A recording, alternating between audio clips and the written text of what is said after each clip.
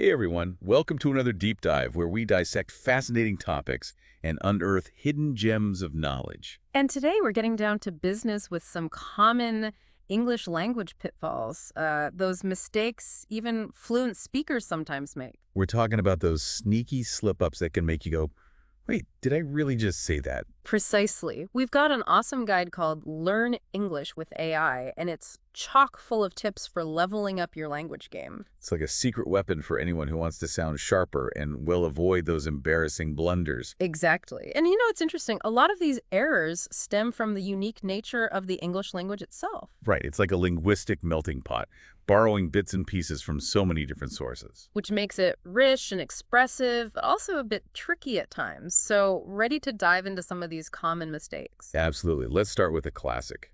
Your versus your. Oh, yeah. This one trips up a lot of people. It's so easy to mix them up, especially when you're writing quickly. Like in a text message or an email. Your to show possession in your as a contraction of you are. The guide actually highlights the historical context of your as a contraction. Really?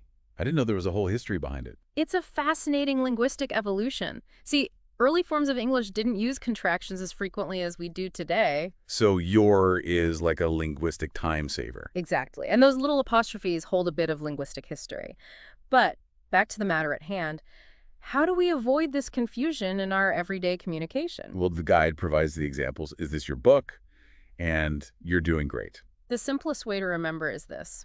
If you can replace the word with you are, then use your. If not, it's your. So you are doing great. Makes sense, but is this your book? Yeah. Doesn't. Easy peasy. Precisely. Now, speaking of possessives, let's move on to another tricky pair, it's versus its. Oh, this one's a real brain twister. It is, and the guide uses the examples. The dog wagged its tail, and it's been a long day. Okay, so it's is the possessive form, showing ownership like his or her. Exactly. Think of it like this. It's is claiming ownership of something without needing that fancy apostrophe. Like a pronoun with attitude. No apostrophe needed for me to stake my claim. Okay, that makes sense. And then it's with the apostrophe is a contraction of either it is or it has. So context is key here, right? Yeah. You have to pay attention to the surrounding words to figure out which it's is being used. Which brings us to our next troublesome trio. There, and there. Ah, the infamous homophones. They sound alike but have totally different meanings and spellings. It's like they're playing a linguistic game of hide and seek with us. The guide hits the nail on the head with these examples. The keys are over there, that's their car, and they're coming soon. Okay, so we have location, possession, and contraction all wrapped up in these three little words. Any tips for keeping them straight? Visualization can be super helpful. For there, picture a tiny A squeezed in that apostrophe to represent R. Oh, I like that. It's like a secret code. And for there, imagine a group of people possessing something together. Like, their teamwork is amazing. Got it. Shared ownership, so there gets the I for inclusivity. Makes sense. Exactly. And then for there, imagine a giant arrow pointing to a specific location. Okay, so location equals there with an E for explore. I think I can remember that. Now let's talk about a mistake I know I'm guilty of. Overusing the word very. Oh, we've all been there. It's easy to fall into that trap. You're trying to add emphasis, but end up sounding repetitive and, well, a bit bland. Look, at adding too much sugar to your coffee, it just loses its flavor. Exactly. So how do we kick this very habit and spice up our language? The guide suggests swapping out those very plus adjective combos for stronger, more descriptive words. Like instead of saying very happy, say ecstatic. Exactly. Or instead of very tired, go for exhausted. I love that. Exhausted paints a much more vivid picture in my mind. But what about when you really need to emphasize the intensity of something? Can we ditch very altogether? That's a great point, and it highlights something important. Context matters. In casual conversation, a very here and there is perfectly natural. Okay, so it's more about being mindful and making intentional choices with our words. Precisely. Choose words that pack a punch and convey the specific nuance you're aiming for. Now let's switch gears and tackle something that often stems from differences in sentence structures across languages. Word order in questions. Oh, yeah. I remember struggling with this when I first started learning English. The guide provides a perfect example of this mistake, where you are going, instead of the correct Where are you going? It seems like such a small difference, but it makes a big impact on fluency. Absolutely. And for learners whose first languages have different sentence structures, this can be a real challenge. So in English, we generally put the helping verb before the subject in questions. Are you going? Did you see? And so on. One way to internalize this is to practice saying common questions aloud, focusing on that verb-subject order. It's like training your tongue to dance to the rhythm of English. Love that. It's all about getting that linguistic groove going. Okay, let's move on to a grammar rule that can be easy to overlook. The S in third-person singular verbs. Ah, yes, the little s that packs a grammatical punch. The guide uses the example, she goes to school. Right. So when we talk about he, she, or it in the present tense, we add that S to the verb.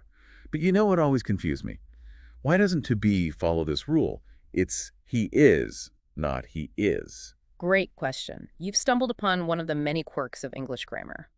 To be is an irregular verb, meaning it doesn't follow the typical patterns. It has its own unique forms depending on the subject. I am, you are, he, she, it is, and so on. So irregular verbs are the rebels of the grammar world. Exactly. They like to do things their own way, but hey, that's part of what makes language so interesting, right? Absolutely. Now I'm curious about another mistake that the guide mentions. Double negatives. This one can be tricky because in some languages, double negatives are perfectly acceptable or even intensify the meaning. But in standard English, they can sound grammatically incorrect. Like the example in the guide. I don't need no help.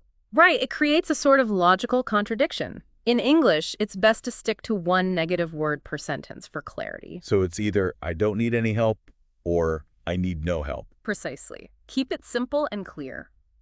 Now let's talk about something that can make English pronunciation a bit of a puzzle. Silent letters. Ugh, those sneaky silent letters. I still remember the first time I saw the word night. I had no idea that K was just hanging out there silently.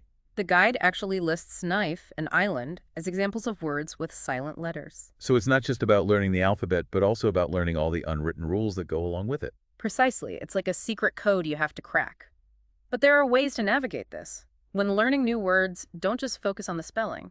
Pay attention to the pronunciation, too.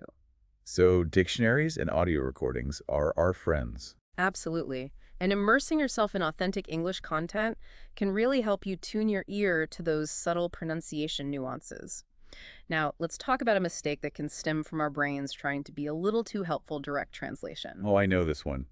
It's like our brains are trying to create a shortcut, but sometimes those shortcuts lead to some pretty awkward sentences. The guide uses the example of age to illustrate this. In some languages, you might say, I have 30 years, but in English, we say, I am 30 years old. Yeah, direct translation can really trip us up sometimes. It's like trying to force a square peg into a round hole. Instead of translating word for word, try to think in English. Pay attention to how native speakers express themselves and immerse yourself in authentic English content. So it's about learning the rhythm and flow of the English language rather than just translating individual words. We've covered so much ground already, from contractions and possessives to pronunciation and direct translation. It's like we've gone on a whirlwind tour of common English mistakes. But remember, these mistakes aren't roadblocks. They're stepping stones on your path to fluency. And on that note, let's take a quick breather and let all this information sink in. We'll be back in a jiffy to continue our linguistic adventure. And we're back, folks, ready for round 2 of our Common English Mistakes deep dive. You bet. I feel like we've already learned so much and we're just getting started. Right, it's like peeling back the layers of the language and uncovering all sorts of hidden gems. Speaking of gems, let's recap those first 5 mistakes we've tackled so far. Starting with your versus your. Ah, the classic possessive versus contraction dilemma. The guide reminds us that your is all about ownership. Like, is this your book? And your is the superstar of contractions, merging you are into one snappy word. Like, you're doing fantastic. See? It's all about efficiency. Exactly. And then we untangled the its versus its mystery. Oh, the apostrophe conundrum. It's a silent but powerful little punctuation mark. So it's, without the apostrophe, shows possession like the cat chased its tail. And it's with the apostrophe is the contraction hero, standing in for it is or it has. The guide's examples were super helpful for visualizing this. Then we ventured into the homophone jungle with there, and there. Those tricky triplets always seem to cause confusion. But we came up with some handy memory tricks. For there, We imagined a tiny A hiding in that apostrophe to remind us of R. And for there, we picture a group of friends sharing something special, highlighting that shared ownership. And then for there, it's all about location, location, location. So we conjured up a giant arrow pointing to a specific spot. Love those visual cues, makes those homophones a lot less intimidating. And then we addressed a common habit that many of us struggle with, overusing very. Oh, yeah. I'm definitely guilty of this one. It's easy to fall into the very trap, but it can make our language sound a bit dull. The guide encourages us to ditch the very crutch and embrace more vibrant vocabulary. Like swapping out very happy for ecstatic, or very tired for exhausted. Exactly. Those stronger words add so much more flavor to our sentences. And finally, we tackled the tricky topic of word order in questions. This one can be especially challenging for those whose native languages have different grammatical structures. In English, we usually put the helping verb before the subject in questions, like, where are you going, not where you are going. The guide uses that exact example to highlight the difference. But you know, it's funny. I remember making that exact mistake when I was learning English. It's a common one. But with practice, we can train our brains to follow those English grammar rules. It's like learning a new dance step. It might feel awkward at first, Yeah. but eventually it becomes second nature. Okay, ready to dive into the next set of common English mistakes. Bring it on! I'm eager to uncover more linguistic gems and share them with our listeners. Let's start with a grammar rule that can be a bit sneaky. The silent S in third-person singular verbs. Ah, yes, that tiny S that can make a big difference in grammatical accuracy. The guide uses the example, she goes to school, to illustrate this rule. So when we're talking about he, she, or it in the present tense, we usually add that S to the verb. Right, it's like a secret handshake between the subject and the verb. Mm-hmm. But you know what always puzzled me about this rule? What's that? Why doesn't the verb to be follow this pattern? It's he is, not he is, right? You've hit on a key point. The verb to be is a bit of a rebel. It's an irregular verb, meaning it doesn't follow the usual rules. So irregular verbs are like the rule breakers of the grammar world. I kind of like them. They definitely add some spice to the language, but they can also be a bit tricky to master. To be has its own unique forms depending on the subject, like I am, you are, he, shite is, and so on. Okay, so we just got to memorize those irregular forms and roll with it. Got it. Now let's move on to another mistake that can trip people up. Double negatives. Ah, yes, the double negative dilemma. In some languages, using two negatives is perfectly fine or even emphasizes the negative meaning. But in standard English, it creates a sort of logical contradiction. The guide gives the example. I don't need no help. Right. While it might be clear what the speaker means, it's grammatically incorrect in standard English. It's best to stick to one negative word per sentence. So either I don't need any help or I need no help would be grammatically correct. Got it. Now let's talk about those silent letters that can make English pronunciation so tricky. Oh, those silent letters, they're like invisible ninjas lurking in words, waiting to trip us up. I still remember the first time I saw the word night. Yeah. I was like, wait, where did that K come from? Yeah. And why isn't it making any sound? The guide actually lists knife and island as examples of words with silent letters that often cause confusion.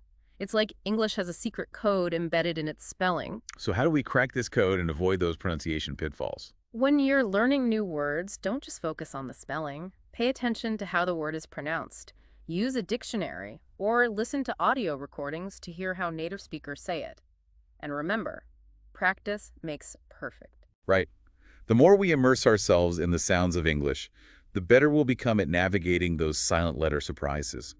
Now let's talk about a mistake that often arises from our brains, trying to be helpful direct translation. Ah, yes. Direct translation. It can be our friend and our foe. Sometimes it works out fine, but other times it leads to some pretty awkward and grammatically incorrect sentences. Exactly. The guide uses a great example to illustrate this expressing age. In some languages, you might say, I have 30 years. But in English, we say, I am 30 years old. Right. Direct translation would give us, I have 30 years, but that just sounds strange to native English speakers. It's like trying to fit a square peg into a round hole. Instead of translating word for word, try to think in English and pay attention to how native speakers phrase things. So it's about immersing ourselves in the language and learning those idiomatic expressions that make English so unique. Exactly. Now we've arrived at our final common mistake, and it's a big one. The misuse of idioms. Oh yeah, idioms. Those colorful expressions that can add so much personality to our language, but also cause a lot of confusion. They're like little puzzles, often with meanings that don't make sense if you try to translate them literally. Like, kick the bucket. It has nothing to do with buckets or kicking. It means to die, which is a bit morbid, but you get the idea. Exactly. Idioms are all about understanding the figurative meaning behind the words. So how do we master these tricky expressions? Well, the guide suggests learning idioms in context. Don't just try to memorize a bunch of random phrases. Right. Instead, pay attention to how native speakers use idioms in real conversations and in different situations. It's like learning a new dance step. You got to feel the rhythm and flow of the language. I love that analogy. It's not just about memorizing words. It's about understanding how those words come together to create meaning. Well, we've journeyed through 10 common English mistakes, those sneaky little gremlins that can sometimes sabotage our communication. But remember, every mistake is a learning opportunity, a chance to grow and refine our language skills. What are your thoughts on all this? Which mistakes resonated with you the most? And what strategies have you found helpful for conquering these linguistic challenges? We'd love to hear your insights. Wow. We've really covered a lot of ground in this deep dive. From those pesky contractions to those colorful idioms, we've explored 10 common English mistakes that can sometimes trip us up. It's been quite a journey, hasn't it? But I think it's important to remember that making mistakes is a natural part of the language learning process. Absolutely. It's not about being perfect. It's about being willing to learn and grow. And each mistake we make is an opportunity to improve our understanding of the language. Exactly. It's like those fail videos we see online. Yeah. Sometimes those epic fails are the best learning moments, right? They show us what not to do and how to do things better next time. I love that analogy, and it's so true. We learn from our mistakes, we adjust our approach, and we keep moving forward. That's the key. So as we wrap up this deep dive, we want to turn the spotlight on you, our awesome listeners. We've shared a bunch of insights and tips, but now it's time for you to take action. Which of these common mistakes resonated with you the most? Did you have any aha moments during our conversation? Maybe you realized that you've been misusing its and its all along? Or perhaps you've been overusing very without even realizing it. Whatever your takeaways are, we encourage you to use this knowledge to level up your English game. Choose one specific area that you want to work on. Maybe it's mastering those tricky homophones or becoming more confident with your pronunciation. And remember, practice makes progress. Set aside a few minutes each day to focus on your chosen area. Read articles, watch videos, listen to podcasts, or even just talk to yourself in the mirror. It's all about getting that practice in. And don't be afraid to experiment and have fun with the language. The more you enjoy the learning process, the more successful you'll be. Exactly. So go out there, embrace the challenge, and keep those language muscles working. And remember, we're always here to support you on your English learning journey. We'll be back soon with another deep dive into the fascinating world of language. Until then, happy learning, everyone.